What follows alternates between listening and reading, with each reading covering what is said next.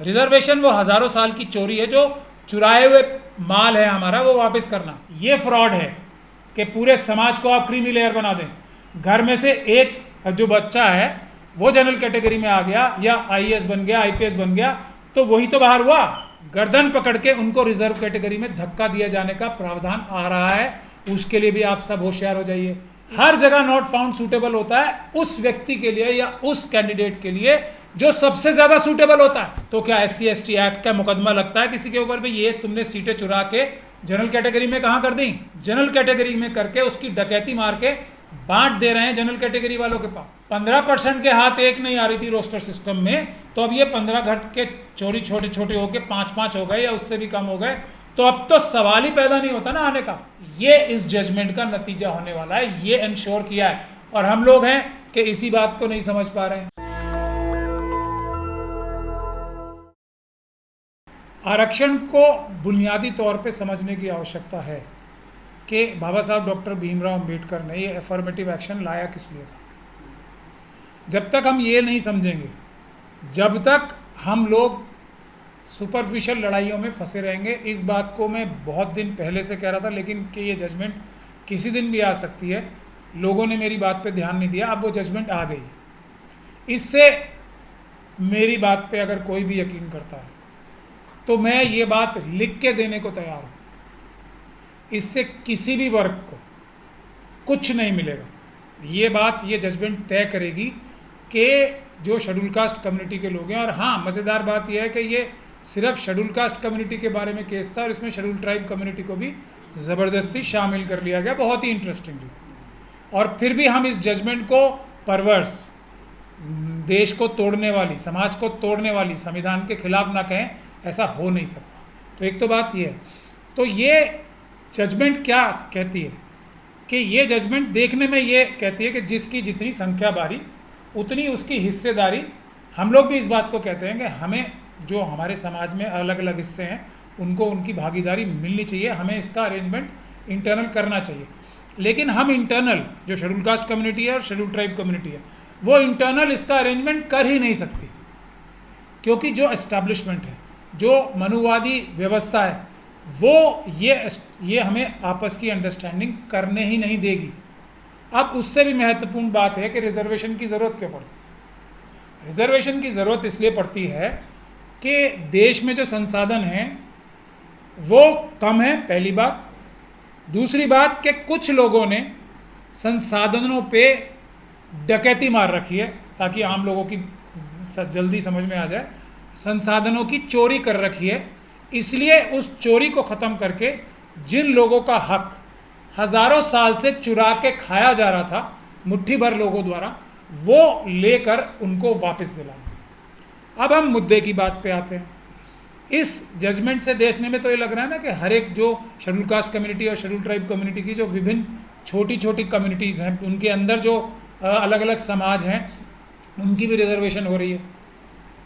चलिए कर दीजिए। अब रिजर्वेशन किस लिए होती है कि जो लोग अधिकार प्राप्त नहीं हैं, जो लोग वंचित हैं, शोषित हैं, उनको उनका अधिकार मिले। रिजर्वेशन का कॉन्सेप्ट यही था ना। तो क्या देश की आज़ादी के बाद से आज तक कितने साल हो गए रिजर्वेशन को शुरू हुए? आज तक किसी भी एक समाज को, शेड्यूल कास्ट के जो सब क्लास भी है उसकी, आज तक रिजर्वेशन का फ़ायदा मिला? एक समाज को मुझे बता दीजिए, एक समाज को। क्या एक समाज का जिसके ऊपर ये झूठा या सच्चा इल्ज़ाम लगाया जा रहा है कि ये सारा का सारा रिजर्वेशन का हक खा गए, ये शेड्यूल ट्राइब कम्युनिटी में भी एक समाज के ऊपर लगाया जा रहा है इल्ज़ाम, और शेड्यूल कास्ट कम्युनिटी के ऊपर भी लगाया जा रहा है, क्या ये समाज अपनी संख्या से ज़्यादा, क्योंकि इन समाजों की संख्या जो है वो 17% नहीं है शेड्यूल कास्ट में, इस समाज की संख्या, और शेड्यूल ट्राइब में उस समाज की संख्या कोई 8% नहीं है। रिजर्वेशन कितनी जा रही है? देखिए बहुत चालाकी से 15%, जो कि शेड्यूल कास्ट की पॉपुलेशन से कम है। ट्राइबल्स को कितनी रिजर्वेशन दी जा रही है? 7.5%, जो कि उनकी पॉपुलेशन से कम है। एक तो वही चोरी। अब आगे क्या इसमें से किसी भी समाज, कोई भी समाज खुशहाल हो गया? एक समाज के बारे में बता दीजिए। नहीं हुआ ना। क्यों नहीं हुआ? क्योंकि रिजर्वेशन का जो अधिकार है वो उस समाज को भी नहीं मिला, हालांकि उसकी संख्या 17 या 15% से बहुत कम है। तो वो समाज तो ऐसा हो जाना चाहिए था कि भाई कोई जो हमारे जो अपने आप को जनरल कैटेगरी के कहते हैं या जनरल कैटेगरी के हैं उनसे भी ज़्यादा ताकतवर हो जाना चाहिए था। उनको तो सारी सुविधाएं एक्स्ट्रा मिल गई, डबल मिल गई, ट्रिपल मिल गई। ऐसा तो नहीं हुआ। क्यों नहीं हुआ? ये है असली चोरी और बेईमानी। एक भी साल और आज तक एक भी बार कभी भी 15% किसी भी जगह पे कभी सीटें भरी हैं? नहीं भरी। 7%, 50% भी कभी नहीं भरी हैं। तो ये जो 7.5%, 15% में से या 8% खाली रहता है, इस खाली रहने वालों में से क्या जो बाकी समाज हैं उनको कभी कोई हिस्सा मिला? क्या जिस समाज के ऊपर इल्ज़ाम लगाए जा रहे हैं कि ये दूसरों का हक मारी कर रहे हैं, खा गए हैं, वो समाज इस 8% को जो कि खाली पड़ा हुआ है हमेशा से, उसको उन लोगों ने खा लिया या किसी और ने खा लिया? अब मैं आता हूं कि ये हमारे बचे हुए हिस्से शेड्यूल ट्राइब में से भी 50% से ज़्यादा हर साल, हर बार, हर जगह 50% से ज़्यादा सीटें तो कौन खा रहा है? वो खा रहा है not found suitable. Not found suitable हर जगह नॉट फाउंड सूटेबल होता है उस व्यक्ति के लिए या उस कैंडिडेट के लिए जो सबसे ज़्यादा सूटेबल होता है, जो उसका इंटरव्यू ले रहे होते हैं या जो एग्ज़ाम ले रहे होते हैं, वो they are never found suitable to take the exam. यानी कि एग्ज़ाम लेने के लिए भी कभी वो उचित नहीं है और एग्ज़ाम देने के लिए भी कभी वो उचित नहीं है, क्योंकि वो कभी भी कॉम्पिटेंट शेड्यूल कास्ट और शेड्यूल ट्राइब कम्युनिटी से, ओबीसी कम्युनिटी से हो ही नहीं सकते। ये मेरा दावा है, इसको मैं साइंटिफिकली भी बहुत बार प्रूव कर चुका हूँ। अब एक तो बात हो गई एनएफएस करके और आपको भगा दिया गया और आपकी 50% से ज़्यादा सीटें खा ली गई, चुरा ली गई। उस पर तो आंदोलन नहीं हुआ हमारा कोई भी। अब उसके बाद एक और कानून में प्रावधान है ना, जैसे ये यहाँ पे ये किताब रखी हुई है, आपके लिए है, ये हमारे जो जर्नलिस्ट साथी हैं, लेकिन ये आपके लिए है, इसे आप हाथ नहीं लगा सकते। इस तरह की से रिजर्वेशन मिल रही है, ये रखी है यहाँ पे। तो कागज़ों पे तो ये लिखा है कि जो एक साल में भरी नहीं जाएंगी सीटें वो अगले साल कैरी फॉरवर्ड होंगी। क्या ऐसा होता है? नहीं होता।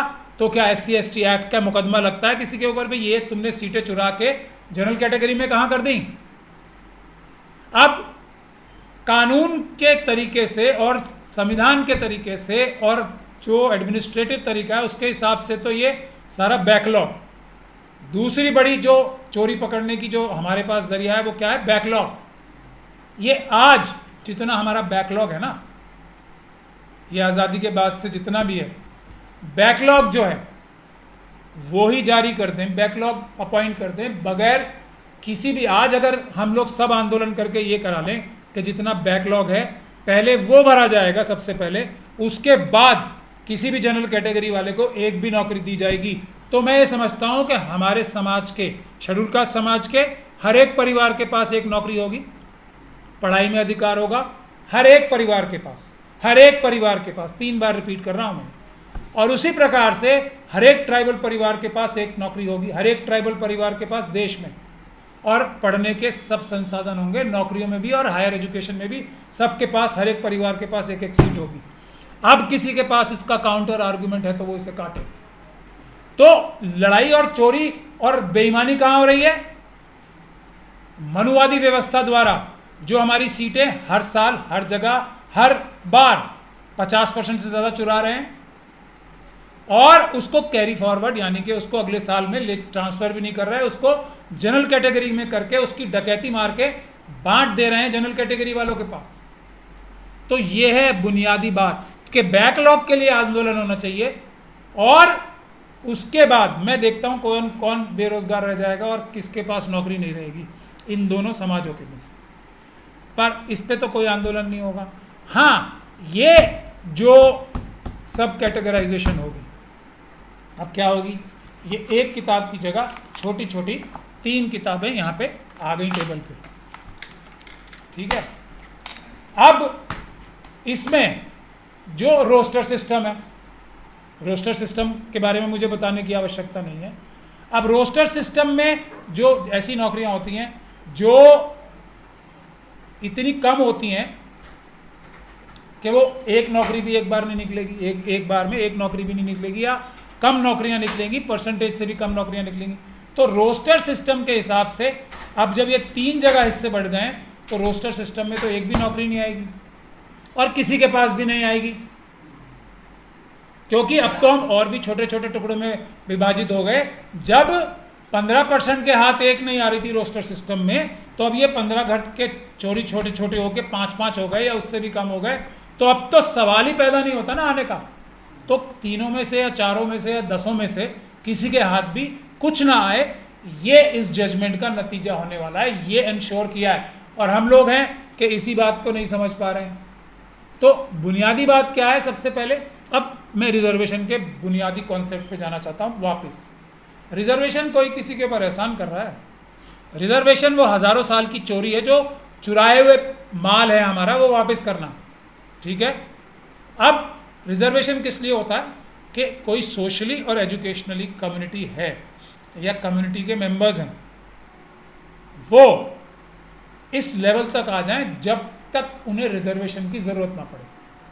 यही है ना रिजर्वेशन का कॉन्सेप्ट। ये थोड़ी है कि मुंह दिखाने के लिए यहाँ टेबल पे रख दिया, इन्हें छू नहीं सकते, और क्योंकि हमने 70 साल से दे रखा है, ये टेबल पे रखा हुआ है, आप जिसे छू नहीं सकते, वो हमने दे दिया, आपके पास पहुंचा नहीं, तो हम क्या करें? हम अब देना ही बंद कर देते हैं इसे। ये तरीका है रिजर्वेशन का तरीका, मकसद, रीजन, वजह और बुनियादी बात यह है कि जब तक ये schedule caste, schedule tribe community और ओबीसी कम्युनिटी जनरल कैटेगरी के बराबर ना आ जाए, समाज के हर एक वर्ग के बराबर ना आ जाए या उनसे ऊपर ना निकल जाएं, तब तक उनको रिजर्वेशन देनी है, हर प्रकार से देनी है, हर तरह से देनी है। अगर ये 15% कम पड़ रहा था, अगर ये दूसरे समाजों की इनको ज़रूरत पड़ रही थी जो 8% खाली बैठ पड़े हैं या 50% खाली पड़ी हैं सीटें, उसके अलावा 15 से 25% करने में शेड्यूल कास्ट कम्युनिटी के लिए किसने रोका है? ये 8 जितने भी % बढ़ जाएंगे, इनको लग रहा है ना विभाजित करके किसी के हाथ एक्स्ट्रा आ जाएंगे, वो जो एक्स्ट्रा दूसरी कम्युनिटीज़ के पास आना था, 15% से ज़्यादा देने से कौन रोक रहा है इन्हें? अब तो EWS में वो इंदिरा साहनी की जजमेंट भी नहीं रही ना कि 50%, 49.5% क्रॉस नहीं होगा। अब तो वो बैरियर क्रॉस हो चुका है ना। और जो फाइंड करने के लिए जो सर्वे होने हैं, जो सुप्रीम कोर्ट देखो क्या मज़ेदार बात कहती है कि आप सर्वे करो, इन्वेस्टिगेशन करो और ढूंढो कि कौन सी कम्युनिटीज़ सोशली और एजुकेशनली बैकवर्ड हैं, जिनको रिजर्वेशन की आवश्यकता है 50% से ऊपर जाके। और ये जनगणना, जातिगत जनगणना करने नहीं देंगे, उस पर स्टे लगा देंगे। ये कौन सा तरीका है? ये सब बुनियादी बातें हैं जो हमें समझनी पड़ेगी। तो मेरा कहने का मकसद ये है कि कोई 50% की कोई बैरियर नहीं है, होना चाहिए, कानूनी तौर पे भी नहीं रहा ना, अब बिल्कुल कोई बैरियर नहीं है। तो 15% से ऊपर अगर लगता है कि दूसरे समाजों को ज़रूरत है, तो एक्स्ट्रा उन सभी समाजों को जिनको ऐसा लगता है कि समाज में हक नहीं मिल रहा इस 15% में से और कुछ एक वर्ग खा जा रहे हैं, तो उनको 15% से एक्स्ट्रा उतना परसेंटेज दे दो ना। वो लोग 15% में भी कम्पीट करेंगे और एक्स्ट्रा उन्हें उनका हक जो अब 15% को तोड़ के मिलना है वो दे दो। कौन रोक रहा है? इसके लिए आंदोलन होना चाहिए, इसमें हमारी मजबूती, एकता बनी रहेगी और कोई कानूनी रोक टोक नहीं है इसमें। उसी तरीके से ट्राइबल कम्युनिटी के लिए भी मैं यही सजेशन दे रहा हूँ। आखिरी बात क्रीमी लेयर की मैं और बता दूँ, फिर आपका सवाल पूछ लीजिएगा। क्रीमी लेयर का निकालने का तरीका कानूनी, संवैधानिक ऑलरेडी है ना, बिल्कुल हमारे सिस्टम में ही मौजूद है। वो ऑटोमेटिकली क्रीमी लेयर बाहर होती जाएगी, उसका तरीका है ना। अगर कोई क्रीमी लेयर नाम की वस्तु है तो उसका तरीका ऑलरेडी मौजूद है ना। बहुत अच्छा तरीका है। आप किसी भी एग्ज़ाम में बैठते हैं, हमारा कोई शेड्यूल कास्ट या शेड्यूल ट्राइब की बहन या भाई वो जनरल कैटेगरी में क्वालिफाई कर लेता है, जिस भी एग्ज़ाम में कर लेता है, तो वो व्यक्ति अपने आप बाहर हो गया ना रिजर्वेशन से। हो गया कि नहीं हो गया? ये है अगर कोई सो कॉल्ड क्रीमी लेयर ख़त्म करने का तरीका है या उसको रिजर्वेशन ना देने का तरीका है, वो हमारे सिस्टम में ही इनबिल्ट है। जैसे ही कोई जनरल कैटेगरी का एग्ज़ाम, कोई भी जो जनरल कैटेगरी का बैरियर, जो उनका cut off, last cut off है, उसको क्रॉस करेगा, वो बाहर हो गया ना रिजर्वेशन से ऑटोमेटिक।